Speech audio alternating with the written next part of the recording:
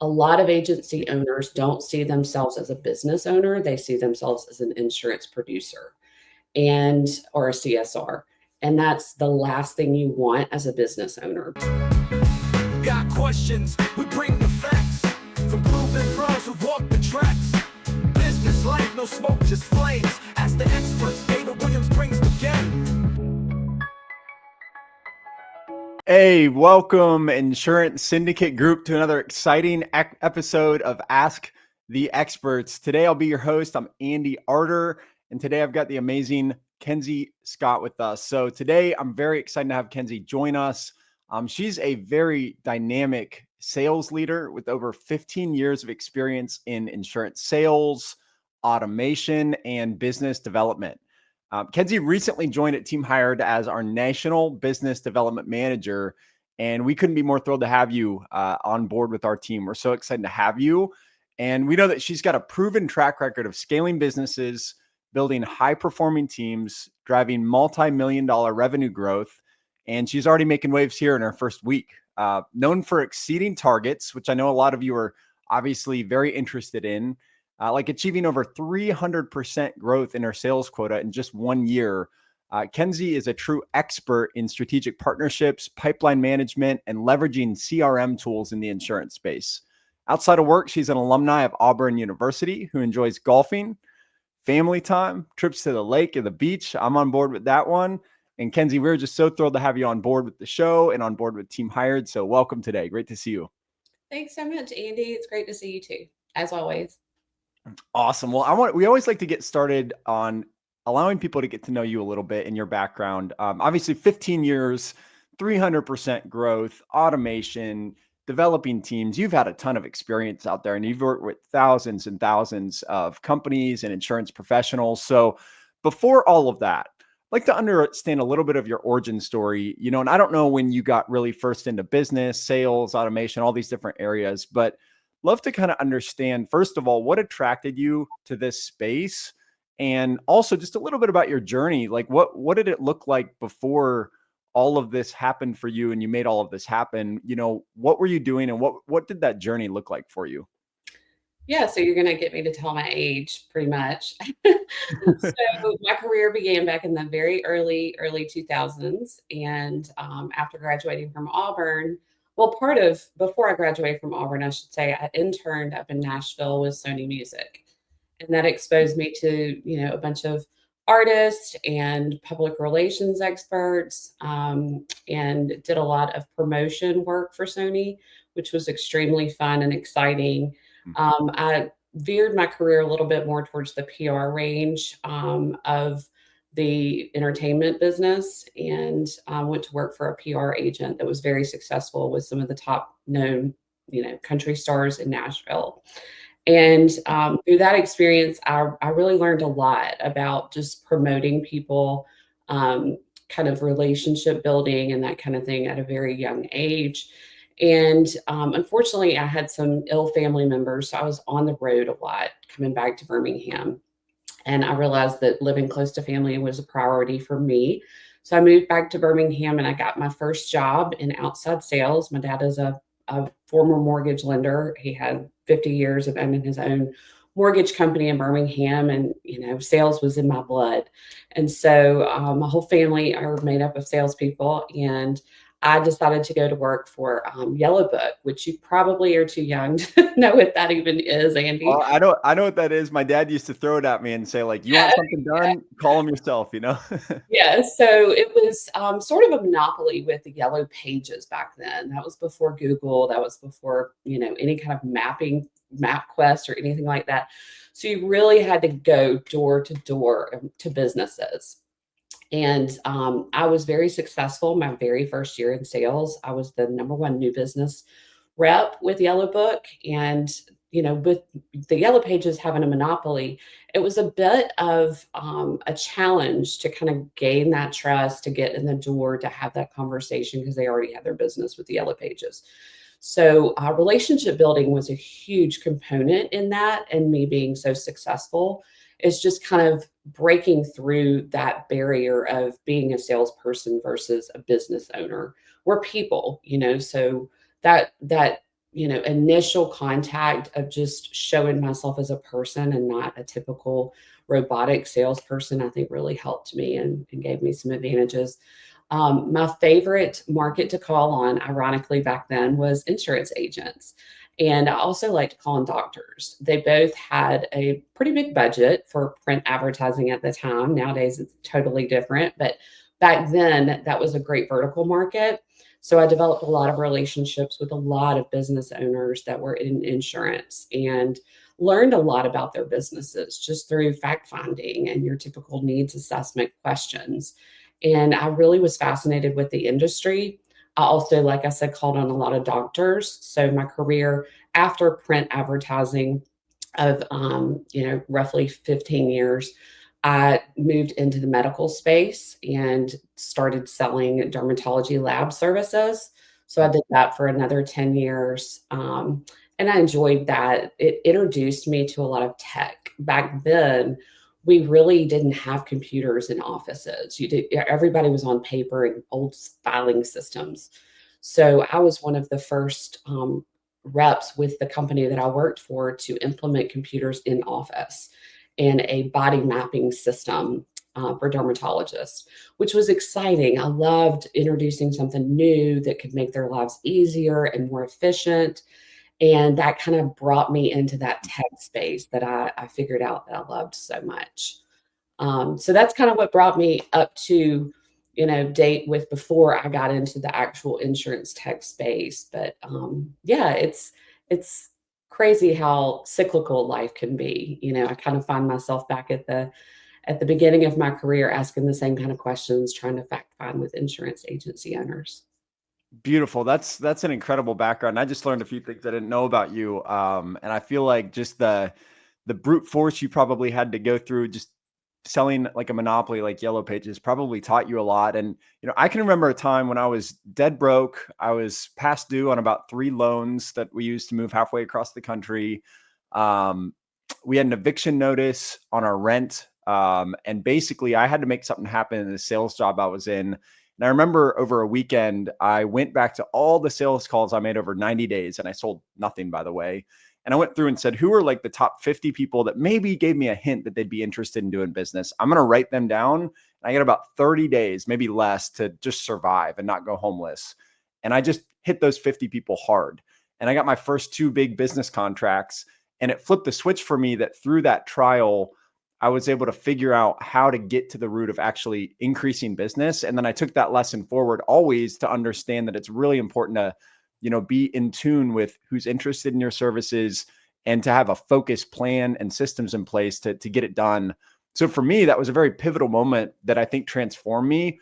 And it continues to stay with me to this day where, that push is always going to be there, but having an understanding of how to go get it done when it needs to get done stuck with me forever. And I'm curious for you, maybe 1 or 2 pivotal moments or aha moments, because I'm looking at, your track record and 300% to quota and some of these huge numbers. What are maybe 1 or 2 of the pivotal moments for you and lessons that, others can take away that would be essential to somebody wanting to become an extraordinary performer, somebody breaking out of the norm, kind of getting above the average fold of production and having that big uplift moment that'll change their trajectory forever? Just a couple of examples from your career. Yeah, I think the first pivotal moment for me was focusing on a vertical market. That helped hone me into people that I enjoyed speaking with, that I could learn about their particular industry and take that knowledge to another business. So that started at Yellow Pages or Yellow Book, and then kind of gradually grew as I developed more and more relationships within that industry. I got a lot more referrals from people in that industry. So I think, in speaking to agency owners, a lot of agency owners try to cast this really, really wide net. And for some, that works really, really well. For others that may have a struggle in, if they're transitioning from captive to independent, one thing that I think really has been successful for so many is doing the same thing I did, just honing in on a specific vertical market that they can really just showcase their knowledge on. So I always tell people if they're asking me for advice, hey, what are you passionate about? Are you passionate about golf? Are you passionate about boats? Are you passionate about cars? If so, focus on that vertical, and start selling that type of insurance. And that's going to make your job not only seem like not work, like you're in every day is fun for you, but it's also going to show your passion towards that particular product to the people that you're trying to sell to, and your knowledge. So it highlights great things about you. Another pivotal moment for me was finding a niche. So a lot of people think those two things are very similar, and they can be. For me, my niche was when I got into insurance, honing in on what I was really good at as far as my side of the business. I have always had a passion for startup companies. I find that startups really have so much work to do that they need all hands on deck. And I love being able to switch hats throughout the day. That's something that I have always enjoyed. Some people don't really like that as much, especially as an agency owner, which I can understand. But for me, I love it. I'm a little bit ADD and kind of typical sales personality. So I like being able to switch gears throughout the day. And I think working with startups really has helped me to showcase my skill level in different areas besides just sales.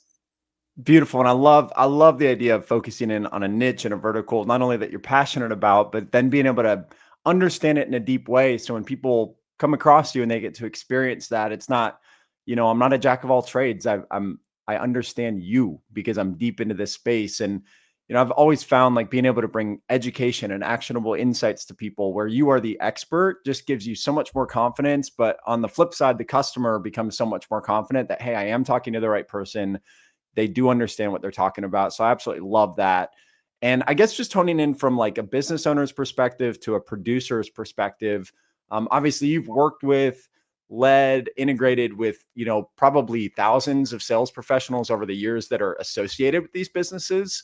And I'm curious from your perspective, what you think the, key traits are that define a successful salesperson in today's competitive market. Like if you're a business leader on this call and you're looking for what are the things I should really be working on with my team? What are those traits that I should be really honing in on with my team? Like, what do you typically see as the top 1, 2, or 3 traits of the highest performing sales professionals? So I think that's kind of a loaded question, really, because no offense, but I, It I, is. It believe, is. I believe that there are, 25 fantastic traits that you could hire someone that, exemplifies those traits and they would be a rock star.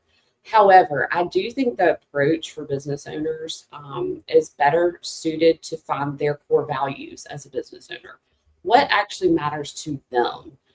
Is loyalty the most important thing? Is personability the most important thing? Is, you know, skill set with technology, is that something that you want your team to be able to dive into and have full knowledge of and focus on, to where it's more of a professional approach versus the relationship building side? So it's really trying to dive deeper into yourself as a business owner, and then find those producers that align with those core values that you have. I think that's a much better strategy than just, hey, here's some great qualities of people, because we all have fantastic qualities about ourselves. Well, most of us do. And if they've reached to the stage of the final interview with you, then obviously they've got some wonderful qualities. But those qualities may not be exactly what you're really looking for. They may make a great friend, but as far as working for you in your business, you may want to just try sticking to more of what core values and characteristics matter to you as an owner. I love that. And it was a very loaded question, but I like where you went with it. That's fantastic. And one of the things I'm really curious about, because you got involved in tech pretty early on. Obviously, technology today is moving at lightning speeds, and if you look at the evolution of technology, just in the last 15 years, we've experienced more technological growth than the last 10 centuries combined, which is pretty wild to be alive during this time. But in regards to the sales landscape, like in your perspective and profession, like how has the sales landscape evolved over the past 15 years, specifically for insurance agents? And, how have you adapted yourself, but also what adaptations have you seen agencies have to make and need to make in order to keep up and take advantage of kind of this technology boom with artificial intelligence and automation and CRMs and the digital marketing landscape versus door to door. Just a little bit about, that evolution and what you think agencies should be thinking with to make sure they're caught up or ahead of that curve. Yeah, and the first thing that comes to mind is way beyond 15 years ago. This is, closer to when I first began in sales 25 years ago. Back then, like I said, there was no Google, there was no really computers that were in businesses. For the most part, we have one computer for a team of 70. And so back then, we actually had to meet with the business owner, catch them when they could talk. So that meant kind of coming back throughout the day and sitting down in front of them. And then if we sold them, we actually had to cut out their business card for their logo to go on their ad. So the time of the sales process was much, much slower, and not having the technology of uploading an image, having a script made by Chat GPT. None of that was there. Even just getting to the office was difficult because there was no MapQuest. There was no, ways. That stuff didn't exist. So you had to kind of figure out how to get there yourself. So just the time has evolved the most of what the sales process actually looks like. And as a business owner, you don't want to be stuck back in those archaic times where it's all paper to pen on notepads. I know a lot of insurance agents that are still doing that. They've got their legal pads and they don't know where anything is. So with technology advancing, obviously, in the sales process advancing, other agencies are going to outgrow you at a very, very rapid pace. And nowadays, you just cannot afford not to invest in systems and processes, because you're going to get left behind. Other agencies are going to keep climbing and climbing, and you're going to be stuck back in those dark ages of cutting and pasting out those business cards. Absolutely. And, quick story, back in 2019, I went and joined a business for a short while where genius business owner, great business model, but his handle on technology was like a 10 out of 100, right? So he knew that I was all enthusiastic about technology and digital marketing and ad strategies and CRM. So, I was brought in to really be the translator to say, like, what's your vision? And then how do we use technology to make your vision come to life? So I think, especially from a hiring perspective, some of you may be watching this thinking like, maybe I don't want to learn Spanish this late in my life. I don't want to learn technology at that level, or it's just not my thing. I'm not passionate about it. It makes my head hurt. And I do meet business owners on the regular that kind of have that approach. I'm a big believer it's never too late to learn. And it's great to be able to learn those aspects so that you can actually understand how they're operating. But I also think for some of you, it might make sense to start looking at, hey, if I want to integrate some of this, there might be a Kenzie out there, right? There might be somebody out there who already has passion for this. They understand it. They've implemented it, and they can help become my translator. I bring them in, and then they help bring me up to speed. And that would be one of the best investments you make if technology is not your strong suit. So definitely encourage you guys to also not be afraid to bring in a key player that can bring those skill sets for you. And then you don't necessarily have to learn it all at once. Maybe you learn from them, right? They're working for you, but you learn from them. That's a great relationship.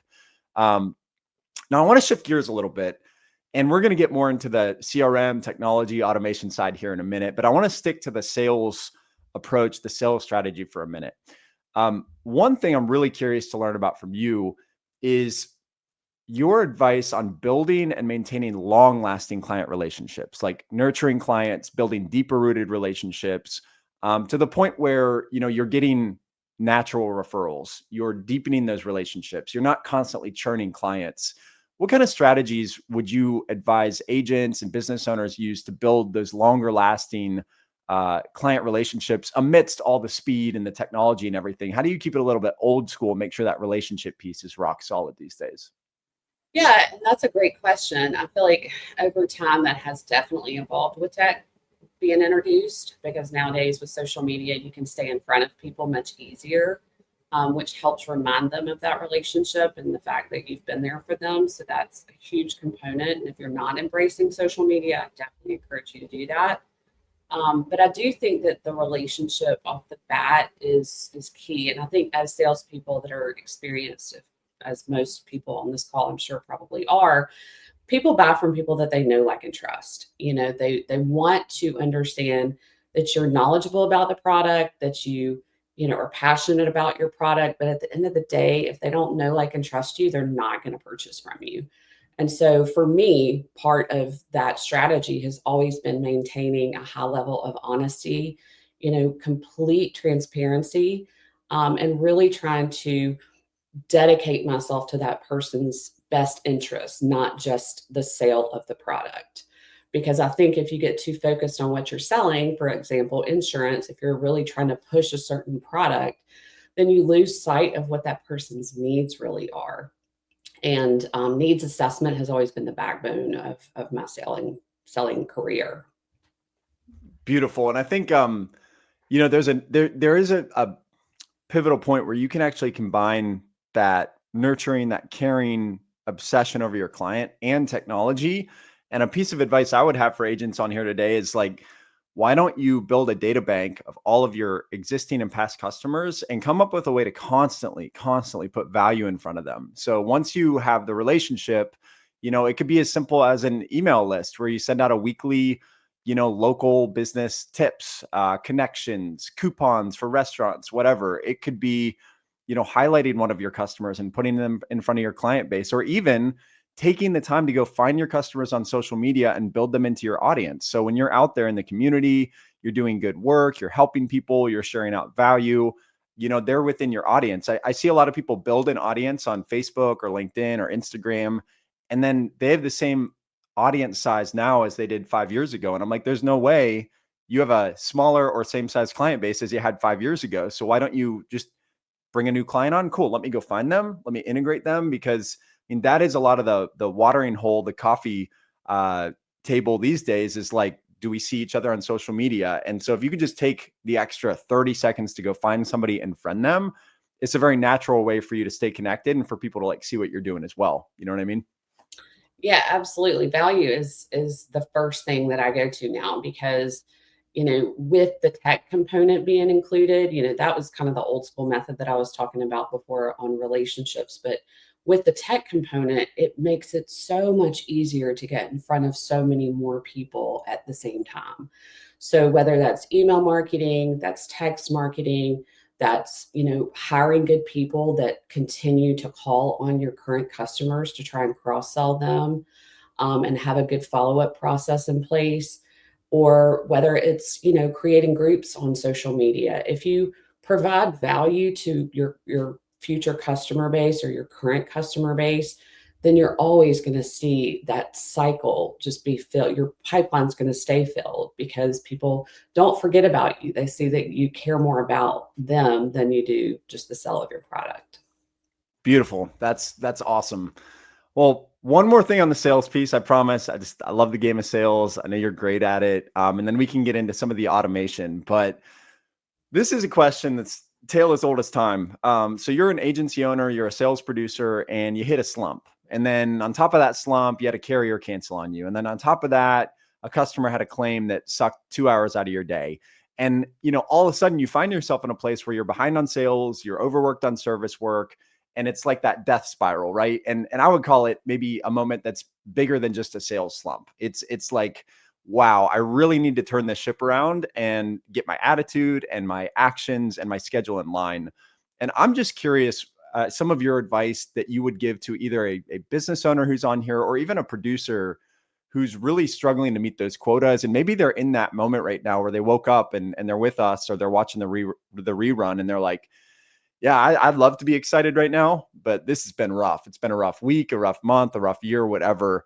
What are some of the first action steps that you would take as they leave this call to like sit down and be able to get a handle on that and turn that ship around as quick as possible? Yeah, that's a big question. The last couple of years obviously have been very rough for everyone in the insurance industry. I mean, whether you're independent or you're captive, captive agencies are starting to see, commission cuts like they've never seen before. Independents, grass ain't always greener. They've got their struggles with appointments as well. So, to me, I think when you invest in systems and processes that are going to make you and your team more efficient and set your team up for success, so they already have a process in place, you're not dependent on them to remember to go do the follow-up. That's huge. The biggest thing that I see that agents are really missing the boat on is delegation. A lot of agency owners don't see themselves as a business owner. They see themselves as an insurance producer and or a CSR. And that's the last thing you want as a business owner because you're never going to be able to scale if you're trying to do everything yourself. And as a producer, it's the same way. I mean, if I'm trying to sell new business, the last thing I need to be doing is getting myself, under like just completely overwhelmed with paperwork and, things that I can be doing at a different time versus selling. So having a good time blocking system as a producer is really important for me, especially being a producer myself. I think time blocking is key because those slots that I do have blocked out, I do dedicate to building, or completing all the paperwork I need to complete, making sure all of my tasks have been complete, all my follow-ups are complete, all my social media is done. And that keeps you from getting stuck in the mud or in the weeds. And as a business owner, I think that is the biggest thing that I see that's missing is delegation. Mm, absolutely. That's a big one. That's a big one. And that's really good insight. Like you have a team. And if you don't have a team, you probably need a team. Like start looking around and utilizing your team as a unit. I love that. All right. So I'm going to kind of switch gears. We're going to get into some of the automation, which is something I'm really excited to chat with you about because you've spent a lot of time in that space. And before we get into the more specific questions, what I'd like to do is pretend like there's somebody sitting in front of you right now that has heard about automation. Maybe the most they've ever done is like automated like an email campaign, or they've maybe done like a Zap or something. But could you maybe just break down kind of an automation 101 of like, you're an insurance agency. What are the different categories, the most common categories that you would advise any agency to use in terms of automation? What components of the business, where is automation involved? Just so people who are newer to that space can start to wrap their arms around like, oh, so I could use automation to do this. I could use automation to do that. Like just a quick crash course, if you don't mind, for those new to that space.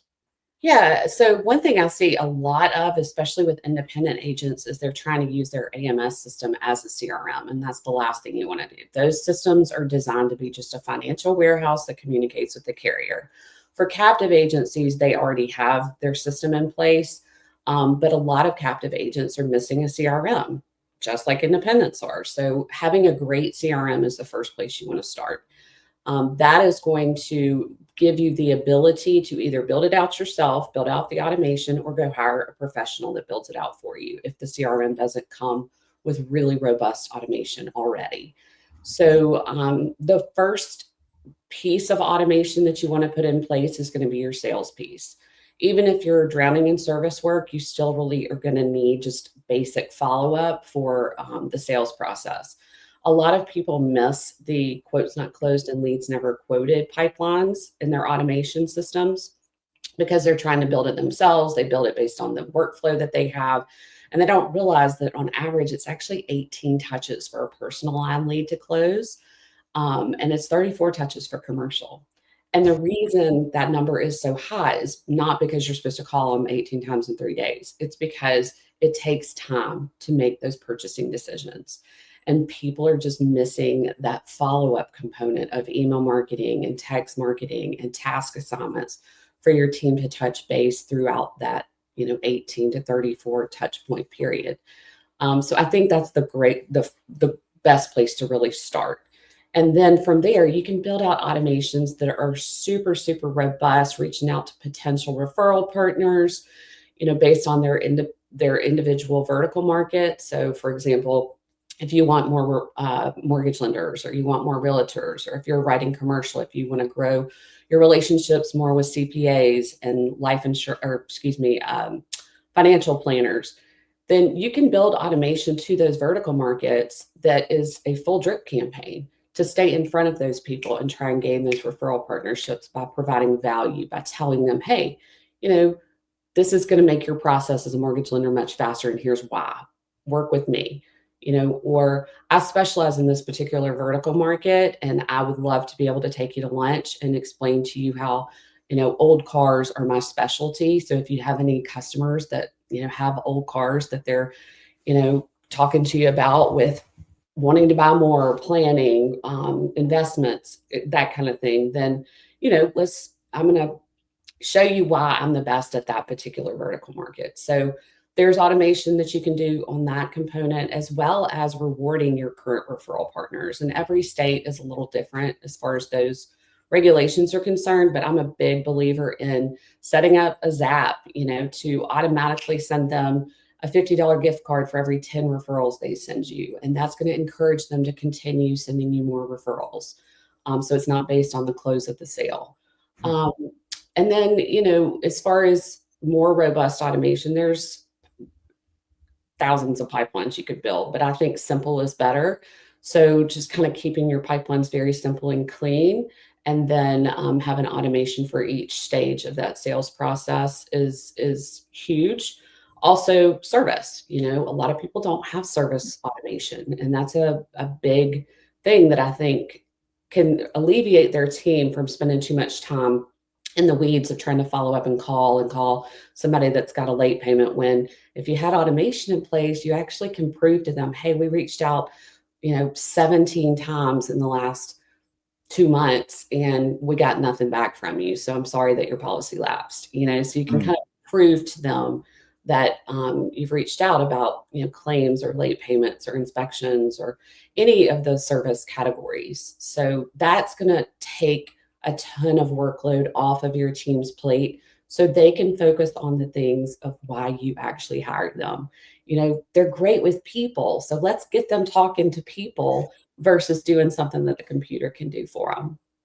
That's awesome. The first time I used automation, very simple. You'll probably laugh because it was so caveman, but I built a Google form and I put in first name, last name, email, phone number. And then I used the Zap to link up. Hey, when I get a new lead, I can just literally manually plug in that information, and they're going to go into an email outreach drip campaign. They're going to go to Text Magic and do an opt-in text and then start to do text marketing. And I remember the first few I put in, and I'm sitting there on a sales call helping sell a deal. And then I see one of these individuals I put into that form that took me 4 seconds, book a meeting with me. And it was like magic. I was like, wow, I was 2 places at once. I was literally 2 places at once, but I didn't have to spend the time to go do that outreach. So that was a big aha moment for me. And I love that you focus in on customer communication, either on the sales front or the service front. Because I think when people think automation, they're thinking billing systems, they're thinking back-end processes. They're not always thinking customer communication being a huge, huge component of automation, which brings me to my next question. I know you're coming on board not only with Team Hired, but also Ricochet 360, which is very exciting. And I'd be very curious from your perspective, what role does Ricochet CRM play in streamlining sales processes, automations, and, how would you recommend kind of looking at Ricochet from how it can be used within businesses and leverage the proper way? Yeah, I am really excited about Ricochet and Team Hired, because I think that business owners have a variety of needs, and to be able to meet those needs with those two corporations, I think is fantastic. Ricochet specifically, the CRM, it has a component that I have not used in other CRMs that I think is fantastic as a salesperson. It's got the dialing component. And so that's going to speed up your team and how many people they can talk to throughout the day, basically. That's just it in a nutshell. Because you want your team to have more talk time with more people versus spending time actually making those outbound individual manual calls. And the dialing component, I think, is fantastic. It also has very robust automation already built in. So you don't have to go hire a private company to go build out the automation. It's inside the CRM already. And that's like incredible. Like, who doesn't want that? So at the end of the day, you save a lot of money.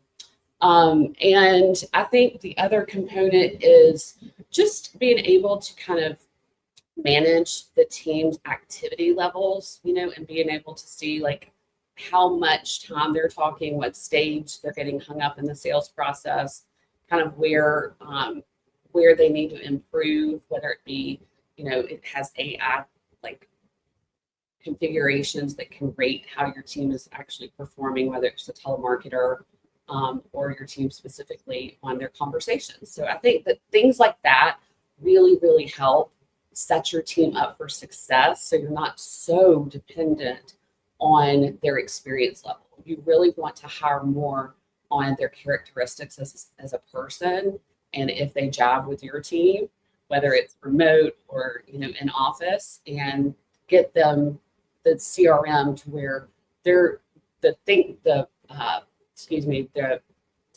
brain work behind it is gone. They don't have to think. They just show up every day. The system calls for them, and then they're there to answer and actually do that relationship building with that customer. And then, as a producer, having that long-term follow-up in place already. So your job really, 60% of it has been taken off your plate because the system is going to do a lot of that heavy lifting for you. So you're not manually emailing and texting people anymore. Beautiful. And I think there's a lot of individuals looking at technology like Ricochet and other automations and systems out there that get that overwhelm of like, I think I know I need something like that. I think I want to do this, but the overwhelm of implementation becomes a bit overwhelming. And I'm just curious, with your experience, some of the tips you might have on implementing new CRM tools like Ricochet effectively into your business without like the overwhelm of, oh my gosh, this is going to be so involved and bog me down so much that I might as well not do it right now. Like, what are some things that would help a business owner get their head straight about, hey, there's an easy, tried and true method to like implementation that's not going to overwhelm me or my team for too long here? Yeah, I think the first place to start is commitment. A lot of business owners tend to chase the shiny thing that's in front of them. So, whatever problem is presented to them that morning, then the rest of the day kind of follows in the same suit. And if you can just make a decision as a business owner, what is best for your business, don't leave it up to your team to tell you what they want. They're going to be all over the place because they don't know a lot of what it can do for them, So as a business owner, you need to be an owner and a leader. And I always use the example of having a train, right? You're all at the station. You've decided the train is going to go in this direction, and you get your team on board. Anybody that's not on board because you're the leader, you're the conductor, you might want to leave them at the station because their best interest is not business ownership. It's for themselves. We're all human. So making that commitment as a business owner to, invest in technology, invest in the right people, invest, in having a system, whatever system that may be. It doesn't have to be Ricochet, that's, going to have the build out done. So you don't have to spend your time as an owner trying to build out, automation that you're not an expert in. That's really the first place to start. And once you make that commitment, get your team to commit, tell them, hey, this is, and you can do that by small little rewards throughout the month. You hit your task in the system, or you did this in the system, so you get a $50 bonus at the end of the month, whatever reward system you want, but get their buy-in on committing to learning the system, because it's going to pay off dividends for you as a business owner long term, whether those team members are with you 20 years from now or not. And the difference in people who do that buy-in on the early side versus the ones who are, pushing against the grain is night and day. The most successful agencies have invested properly in systems, processes, and staff. Absolutely. And I'm a storyteller today. I guess I woke up in a storytelling mood, but in 2014 or something, I was at a very large company that had about 100 sales professionals from around the world, and they sold heavy duty lighting for semi trucks. So this was Roger Penske's company, and the sales director, John, held a meeting because we were rolling out Salesforce.com. And he actually was like, this is so important. I'm going to fly all of my external team members to one location in Pennsylvania. We're going to get together. We're going to show them the system. We're going to get them logged in. We're going to teach them how to use it all in like 3 days. But the first thing that he said behind the scenes was like, I'm not going to accept people not using it. And so it amazed me, but he knew that everybody had company cars in the area that drove in. So he walked around with a plate, almost like an usher plate from church. And he was like, all right, I need everyone's car keys. Everyone was like, okay. And he walks around and he took car key, filled this tray with all their car keys. He goes, now, can you guys do your job without these car keys? Everyone's like, no. He's like, okay. So if you didn't use this, you wouldn't be successful, right? They're like, yeah. He's like, okay, so our CRM is just as, if not more important than these car keys. So here's the deal. Everybody is going to use this. And if you don't, right, you'll be turning in your car keys as well. Like it was that serious for him. And it was kind of a light way, but also a very serious way to really set the bar as like a non-negotiable. We are going to use this, and here's why. And putting in the effort, I think, to sell people, not we're doing another CRM or we're doing this, but really like this is a big decision and we're doing this to help you guys. And this is just as important as your computer, your company vehicle, the suit you're wearing, whatever. And so I think it's really important for business owners. Like you said, commit. That's the first thing you said. Make a commitment. And that commitment and that unwavering commitment, I think, starts with you as a leader to come in and leave no room for somebody to be the one that doesn't log in, doesn't use it, et cetera. Very, very important to set that bar high very early on. And I thought that was an interesting way to sort of, talk to an audience of 30 to 70-year-old sales professionals to say, like, no questions asked, we're going here, whether you like it or not. So Yeah, that's a great example. I think that's a fantastic analogy of how vital it is to have a great CRM, because there's a million pieces of tech out there. I mean, you can get tech to do pretty much anything. If you can dream it, it can do it. But CRM and your AMS, but mainly your CRM, because that's where you're going to work as the vital component. I always use the example of a spider. The body of the spider is your CRM. That's where your team is working. That's where you're working there. That's where all the activities take place.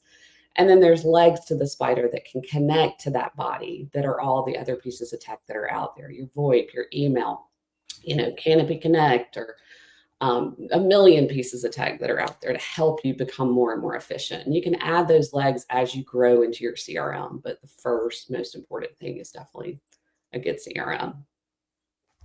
Awesome. So I'm going to come back to actually the sales piece of this, because we're talking about technology, automation, overcoming challenges, setting the bar from a leadership perspective. One of the things I want to look at is sort of your approach in building high performing sales teams. And I'd be curious just, what that would look like for somebody right now. It's 2025 and they're like, you know what, I've had average results. What I need to do is I've made the decision. I do need to build this high performing team. I'd be curious just how you might, as a business owner, first approach that conversation with yourself on what that looks like. Where do you even begin? Does that start on a sheet of paper? Does it begin on a job board? Like, what does that mental process look like for somebody who's like, okay, I'm setting the bar to hire a team of all A players and to develop A players? What's some of your advice? Because you've been involved in a lot of team building, a lot of high performing teams. I'd be curious your perspective. Yeah, I think a lot of business owners make the mistake of not coming up with their own core values to begin with and deciding what their core values really are. They also spend a lot of time in the hunt for the right candidates. They don't really know anything about job ads. They don't really know anything about posting job descriptions very well. They don't know where they should start with commissions and what benefits they should offer. So, and that all varies based on location, really. So I think kind of determining those things to begin with are important. You can hire out somebody to do the job board or job postings and ads for you, such as Team Hired.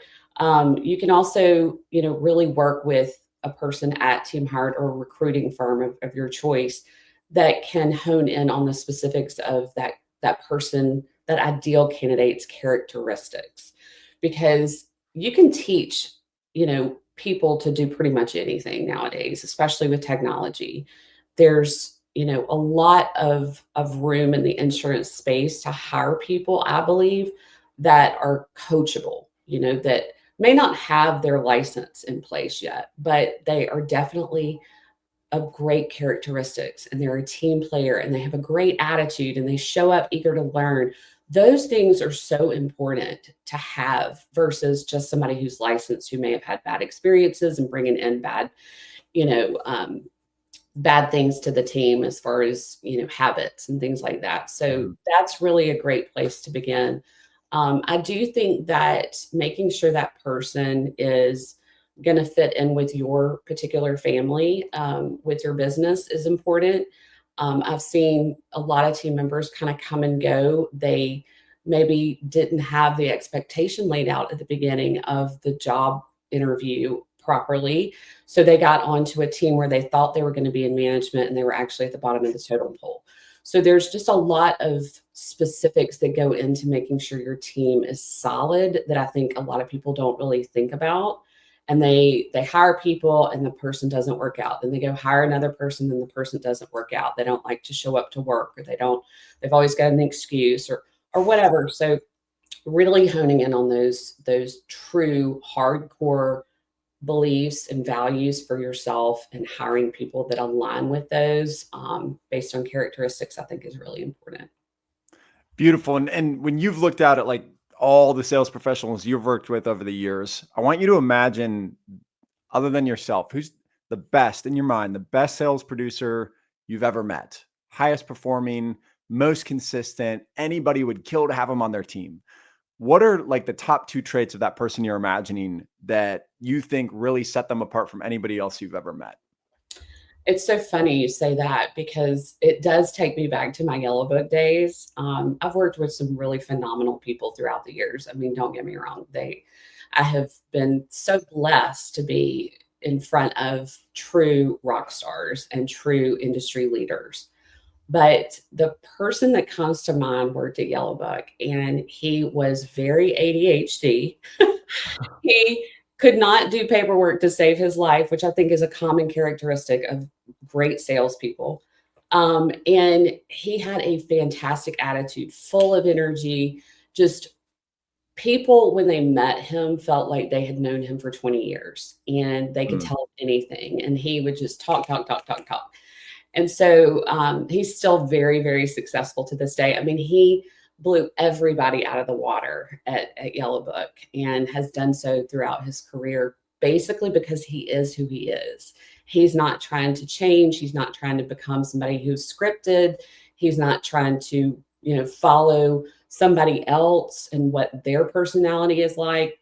He's himself. And I think finding that person that can be themselves, that's bringing life to your team, that's more important than any license or any administrative skills that they have, because those you can teach and those can be worked on throughout the years. But yeah, he was definitely a trailblazer, and it was all because he just had a fantastic personality that people were drawn to. Oh, that's awesome. I love that. And the ADHD thing, I could definitely I definitely agree with that. There was a guy I worked with that I would categorize as like that guy for me. And I actually have a little bank of old call recordings and stuff that he shared with me so I could learn his strategy.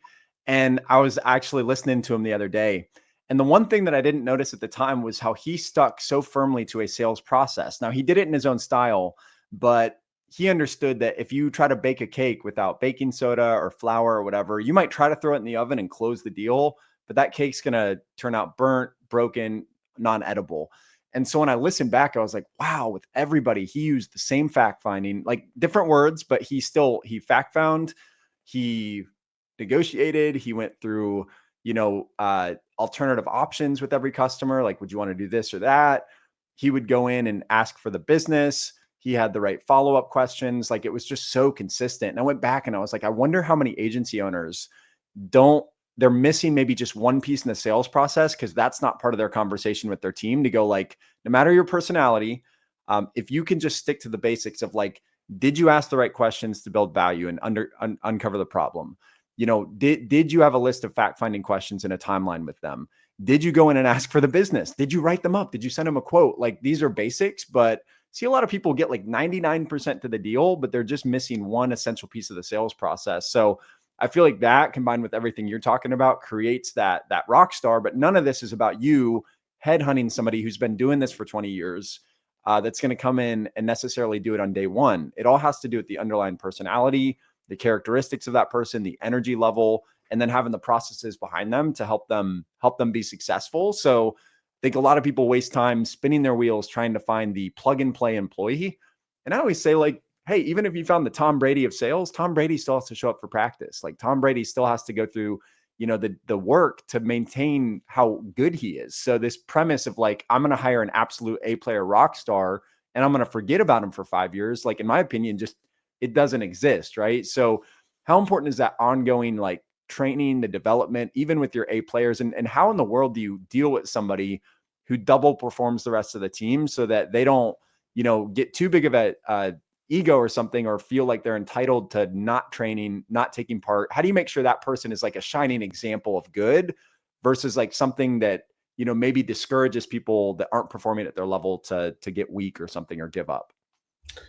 Yeah, I mean, I think that going back to what you're beginning to say as far as process goes is so important. I've even had to sharpen my skills. We all have to sharpen our skills over the years. I think in the beginning, mine was definitely solid and I followed a very strict process, even though I brought a lot of flavor of my personality into every single call. But I think over the years that can kind of get stagnant and stale and you kind of forget, how important those questions really are. I've always asked for the business. That's never been an issue of mine. I've had team members that have had issues with that. Um, so as far as me personally, I think that being open and willing to learn and adjust as you need to keep those skills sharp is very important. So if you have a team member that's not willing to learn, that can be very challenging. But just try and be patient because change for anyone is hard. So I try to kind of keep that in mind whenever I've been dealing with salespeople in the past that I've managed.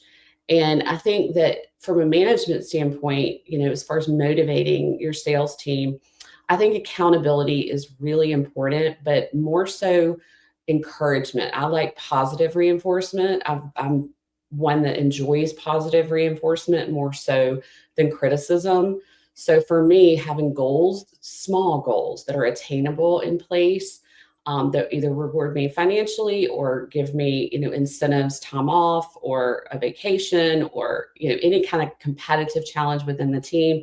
I've always thrived in that environment because it's much more positive driven than criticism like, hey, you suck at this. So I've never been that kind of person to come down on someone unless we have discussed it several times. I've tried to encourage them positively. I've tried to give them incentives and they're just not responding. That's when sometimes other people do respond to, more harsh, rigid development. And I think that when I've done that, if that person refuses to be engaged, whether it's activity, attitude, performance, whatever the case may be, then that's when it's time to have a different conversation. But for me, just going back to your question, I think positive reinforcement is a huge winner, especially in any sales position. Most people thrive on that. Absolutely. No, I love that. I totally agree with that. Uh, well, I know we've got just a couple more minutes before we're going to wrap for the day. I'm sure we could be here all day, and you've brought so much value to this call. Oh, If, oh yeah, 100%. I would be curious if you had maybe one or two big hitting kind of final words or pieces of advice for anybody watching, sort of facing just the new precedent of 2025, everything combined, whether you're captive and you're dealing with maybe specific comp cuts or different quotas there, even if you're on the independent side, whether you're in commercial, life, residential, whatever that looks like for you, with just how much the market is shifting and all the things going on in the economy right now. What's maybe your biggest one or two pieces of takeaways that agents can think with, just to give some encouragement, some hope, and maybe some direction to them as they leave this call and think about how to not let this year get away from them, but really take advantage to make this, the best year ever for them in their business? Yeah, I would say start fresh. And what I mean by that is not just the new year and new slate, or I'm going to try and do this, or I'm going to read this book on habits, or anything like that. Starting fresh to me means leaving the past in the past and bad habits in the past. So I've seen an overall kind of consensus the last 2 years, especially with the market changing like it has, in people getting stuck in the weeds as business owners. They have, you know, cried on calls with me about being completely overwhelmed, drowning in service work, not getting paid the commissions, just negative, negative, negative. And those things are very real. But I think if you can reflect well, um, in one moment, don't sit down and reflect every day, but just in one moment, take time, 10 minutes out of your day today to stop and really reflect on the last 2 years of your company and figure out what you were spending your time on. Is it service work? Is it management of bad team members? Is it hiring? Is it, trying to build out automation? Is it, things that you really should not be doing as a business owner? Business ownership comes with a heavy price, but there's a lot of reward, right? Most people get into insurance because they want time with their family, they want to be able to do other things, and they want to have, consistent money flow coming in. They want that time, and you cannot put a dollar amount on time. So I think if you can reflect on where your time was spent, then you can make the adjustments to say, okay, now I'm going to look at myself more as a business owner. And I'm going to start delegating. I'm going to hire the right people. I'm going to, invest more back into my company instead of spending it on Amazon or whatever your spending habits are. I think the investment back into your business I know it will reap so many long-term benefits for you that you're going to thank yourself within the year, but much less 5 years from now. So that would be my advice to people, is just don't get stuck in the weeds, start fresh, figure out where you spent most of your time and make the adjustments that you need to have a very, very successful next 5 years. Awesome. Thank you so much for that. I personally just, that hit me like a ton of bricks. I appreciate that. And I'm sure a lot of others that resonated with a lot. Well, as we wrap up, I do want to give you an opportunity just to let our audience members know, where they can reach you, how they can get a hold of you, whether it be through social media tags, LinkedIn, Facebook, X, your email, phone number, whatever you want to share. How can individuals get in touch with you to, work on team building, work on automation, Ricochet, team hired, all of that? Yeah, I really have a true passion for technology in general, as well as the hiring process. So I just believe that anybody that needs help in any of those areas, I'm going to be an asset to you. So if you'd like to reach out, you're more than welcome to friend me on Facebook. Is the best place. That's kind of my business platform. It's Kenzie, Kenzie Scott, which you can see under my name or under my picture. Also, if you want to schedule an appointment, feel free to email me at kenzie@teamhired.com.